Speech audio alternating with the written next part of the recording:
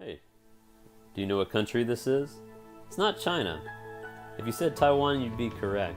Taiwan is a place where I lived for 6 years, and it's very near and dear to my heart. And for my cross-cultural communication presentation, I'm going to be walking through how I would share the message of Christ with the people of Taiwan. But first, let's get to know our audience. Taiwan is a small island off the coast of China. It's not part of China, and you really need to know that if you're going to go there and talk to the people of Taiwan. They're very sensitive about that matter.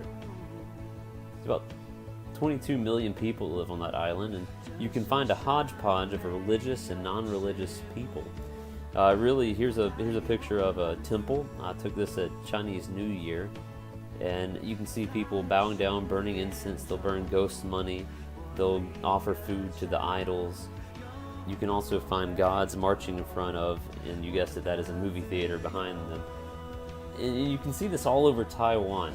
They're deeply religious, and those that aren't deeply religious, they're very materialistic. And you can really find, like I said, a hodgepodge of those kind of things. And so knowing the audience can kind of be very difficult. You need to get to know each individual person to see if they are religious in one of these many different combination religions you see around the island, or if they're just materialistic. But either way, we can know our audience a little better. Let's know the context and the message of our audience. Well, the context of Taiwan is it is a shame-based culture. It also has strong family and community focus. Those are very important values for a Taiwanese person. They have a strong family connection and a strong community connection. Well, luckily for us, the message of the Bible is a shame-based message. It's an Eastern message. And the Bible has a very strong community focus. Well, let's look at how I would share the message of Christ with somebody in Taiwan.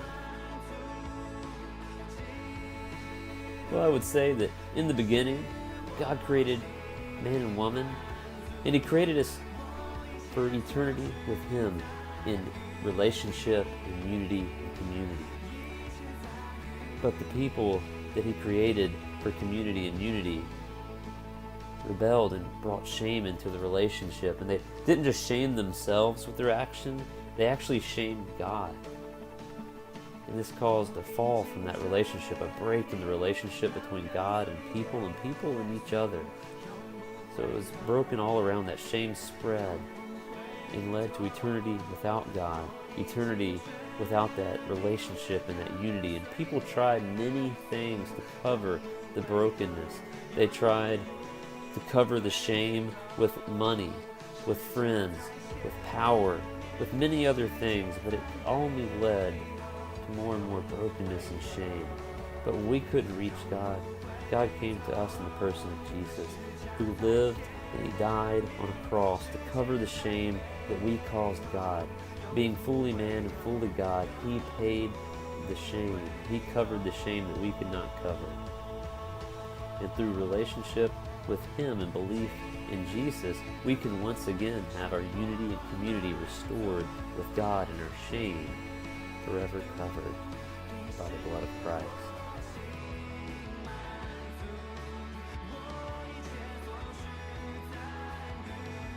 Well, let's look at some questions. What have I learned about cross-cultural communication this semester?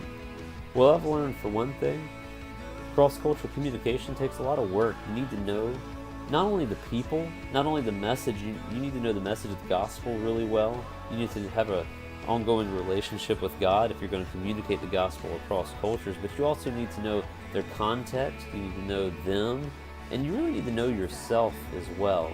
And all these things are interconnected. What are a few lessons that God has taught me about loving my neighbor? For one thing, that it's very difficult. And if I'm going to truly love my neighbor, I need to get to know my neighbor, and I need to, as Jesus came down to earth and contextualized Himself to us, I need to kind of join in and jump into the context of my neighbor. And how will I cultivate a missional lifestyle?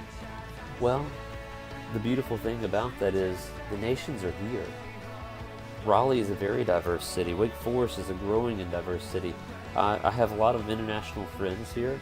I get to know them by going to the restaurants. I have several friends that are from Fuzhou, China, and they own Chinese restaurants in Wake Forest. And we go in there and we speak Chinese with them, and we cultivate friendships that way. We have friends from Taiwan that are here working, and we're able to be friends with them, and through that community and that relationship, share the gospel.